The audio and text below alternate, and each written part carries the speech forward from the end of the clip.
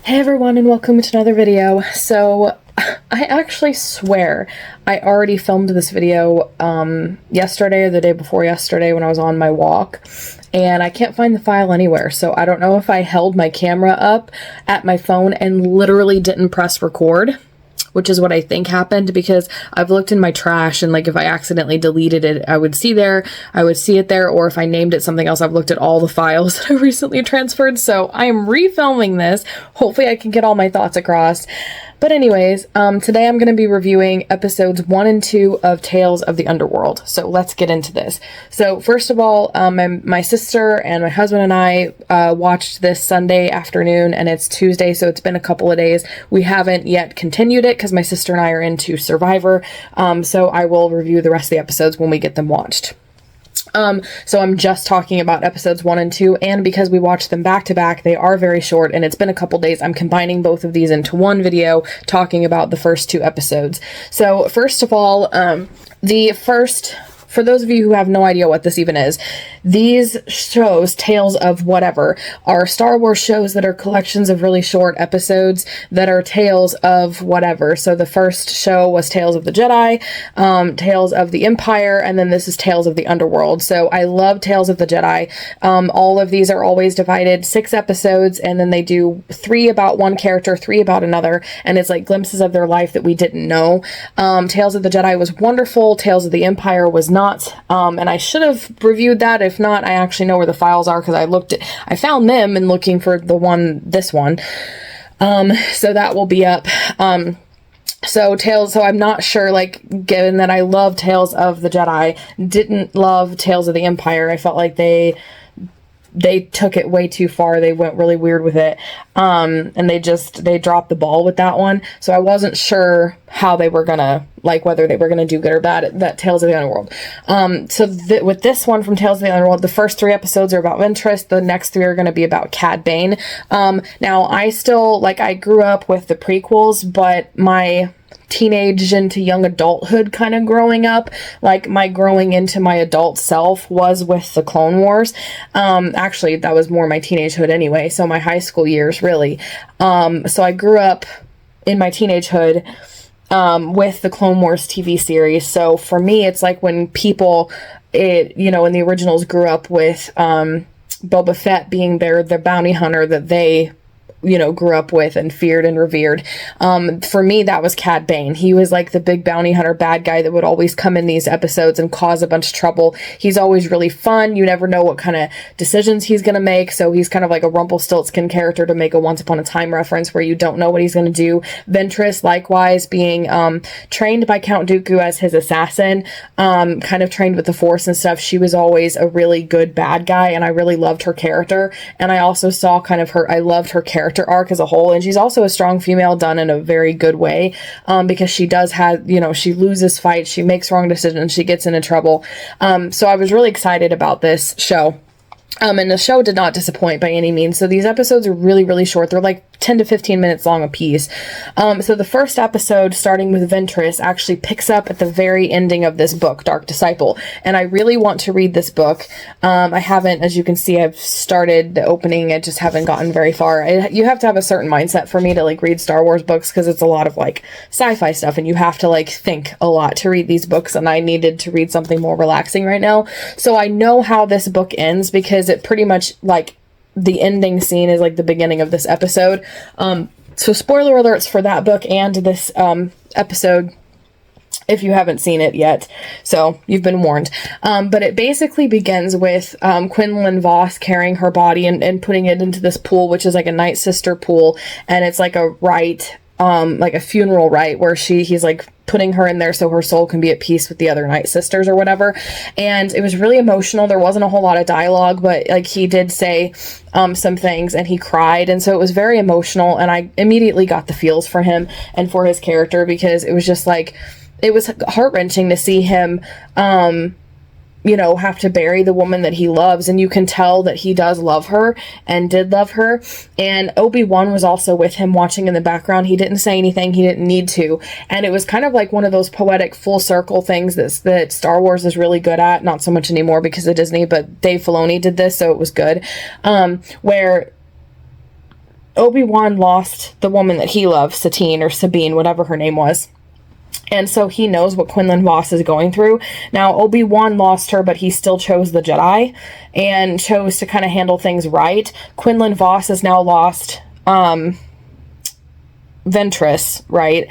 And I feel like these, like, if they knew about Anakin's fear over losing Padme, they could have like had a nice little, you know, counseling session with Anakin and really helped him. So it's very, very poetic. So I really loved that. However, when she gets in the pool, the Night Mother basically appears to her, the leader of the Night Sisters, and is kind of like, you can either rest with us in the realm of where the Night Sisters dead go, or you can come back to life, but you would lose your heart's desire. So I took a big issue with this because my initial reaction to it, without hearing any fan response to it, is that it's breaking Star Wars lore and canon, because it's just so easy to bring somebody back to life. And yet that was something that Plagueis strived for his whole life. That's something that Palpatine used to kind of get Anakin to turn to the dark side. And once he turned to the dark side, that was something Palpatine manipulated him, like, keep using the dark side. We'll figure it out. So he kept using that as like a goad for Anakin Vader at that point to like stay on the dark side, and you will find out this secret eventually. And he, of course, Palpatine was lying to him.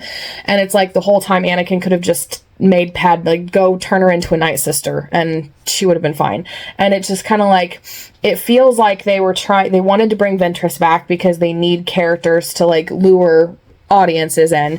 Ventress was a good choice. I do love her character, and I am glad that she's back, don't get me wrong. But to do that, they would have to undo the ending of the book that, from what I've heard, a lot of people felt like it was a really good ending for her character, and it was a very poetic ending and everything like that. And it also was a good ending for Quinlan Vos's character, and by good, I mean like a dramatic ending for his character. And yet you have to undo that ending with just a little line from the Night Mother. And on the other hand, it's not like this is unprecedented, because the Night Sisters could bring back dead Night Sisters. They were just more zombie-like and mindless. So the fact that she's able to come back entirely with her right mind didn't make a whole lot of sense. And then I don't know what the price that the Night Mother mentioned, where it was like, you will lose your heart's desire. We all know it's Quinlan. I don't know why she didn't go after Quinlan Vos, because when she came back to life, like, he had just walked out the door. And so it could have been that, I don't know if that means that he's not going to love her, she's not going to love him, if she won't be able to talk to him or interact with him, or the magic will just force them apart. Like, it wasn't really explained, and it was done in this instance in a short way. And one of the comments that I remember making in my original video that I filmed that I somehow lost or didn't record, was the concept that it feels like it's a really cheap way to undo a really good ending for a character and a book, to uncanonize the ending of the book or undo it or whatever, to bring a character back for like not that big of a purpose. And like, I love Ventress and I'm glad she's back, and I really actually did enjoy these 2 episodes. It's just like, when, like, for instance, Ahsoka, when they brought her back, she was originally supposed to die in that fight with Vader, and later on, when Ezra went to the World Between Worlds, he pulled her out. And so bringing in the concept of World Between Worlds and saving her life, one, it didn't break canon necessarily, because you can't just get there. It's not that easy to get to the World Between Worlds, and you're not supposed to undo the past. You have no idea what the consequences could be, and he wasn't supposed to do it, and Ahsoka made that very clear, and it was like a one-time thing to bring her back. And then everything that has happened with her character since then has been big. Her character has continued to have a purpose once she was brought back, and in this instance, she's brought back for the Bad Batch and for this Tales of the Jedi thing, Tales of the Underworld thing, and it's very short, it's very brief, so she's brought back for like not too big of a purpose. And in this way, the way she was brought back was not so cleverly thought out, and it seems to me like it's breaking Star Wars lore and canon, where it's like, oh, now bringing people back is just suddenly this really easy thing. It's kind of like, to me, it gives me the same ick that I feel with the lightsaber stabbing that Disney does, where it's like everybody gets stabbed with a lightsaber and nobody dies from it, and it's like poor Qui-Gon. Now, I think they did that once in The Acolyte, where somebody was stabbed and they did die, but for the most part, every time somebody gets stabbed in the gut with a lightsaber into the Disney era, they survive it. And I get this icky feeling like that's not how that works with Star Wars, and that's kind of like what I felt watching this. But beyond that, the rest of the episode was really good. She has this menial job. She just wants to live her life in peace. She ends up stumbling across a Jedi Padawan who has survived Order 66, and she saves him, and they go on this adventure together and run from stormtroopers, and she's trying to help him find the path in order for him to get safe. So a couple of my thoughts here. Number one, I really genuinely believed that this kid was Canon. He didn't really have a name. Canon, at the time, his original name was Caleb Dune when he was a Jedi Padawan. We know from the comic books and stuff that after he escaped, he did kind of exist in the criminal underworld and kind of make a name for himself that way, and Kanan Jarrus basically changed his name, and so he had to exist as a criminal underworld kind of character to survive and hiding. Now he was alone and didn't really interact with a lot of other Jedi, so that's why when he met Ezra in Star Wars Rebels, it was kind of like a weird situation because he hadn't really completed his training. He had closed himself off from the Force. I've actually read Star Wars A New Dawn, which is Kanan's book as well, so that kind of touches on it and the kind of character that he is at the time. And so at this time, he would be this age, so this was like the perfect opportunity to actually have that kid be Caleb. And later on in the second episode, he gives himself another name. However, my headcanon is making him Kanan just because I want it to be, and I feel like that was a huge missed opportunity to make it Kanan and give us some more insight into his character, and kind of, again, that one thing, like that concept of like more familiar characters and stuff like that. I did like the kid, so even if it isn't Kanan, I really did like his character, and I liked his dynamic with Ventress. They have this fun banter back and forth. She doesn't really want to be helping him, but she is.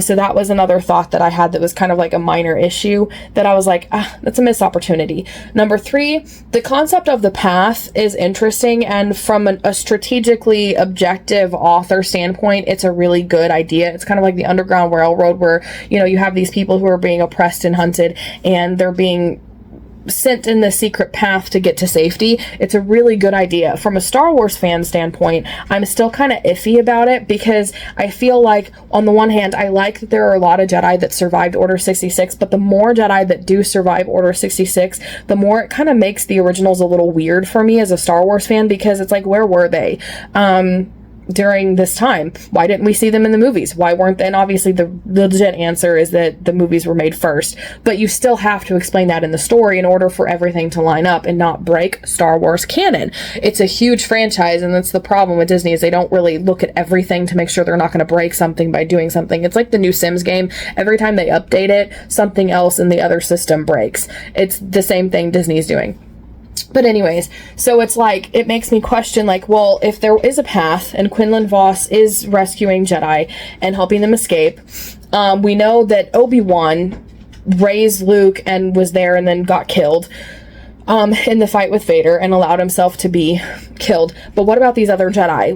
When they heard about the rebellion, when they'd heard about the Death Star, when they heard about this hero, Luke Skywalker, when Quinlan heard the name Skywalker, you know, he could have reminded him of Anakin, because he knows Anakin, and some of the other Jedi may have heard of Anakin. He was a war hero at the time, so hearing a Luke Skywalker becoming a hero, fighting against the Empire, they would have joined up. And it's just really weird that they haven't or didn't.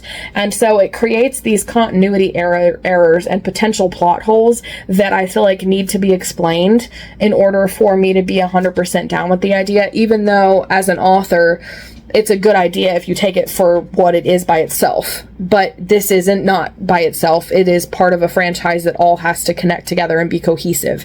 So that's kind of my thoughts on that. And so as I'm watching it, I'm enjoying it. It doesn't suck my enjoyment away, and I want to make that clear. Like, I sound like I'm complaining, but I really did enjoy these episodes. They were fun, 10 to 15 minutes a piece. So it was a fun half an hour of my life. It did still look like Star Wars. It's a breath of fresh air. I wish we had more. I wish they were longer. Like I said, I really enjoyed Ventress and this kid's dynamic. I still feel like it was a missed opportunity with Kanan not being Kanan. And then like I said, the path, just kind of iffy about it. I still do enjoy it, and I genuinely hope that she finds Quinlan. Like, that's why she's helping the Jedi kid, and why she's helping him find the path, is because she secretly wants to find Quinlan.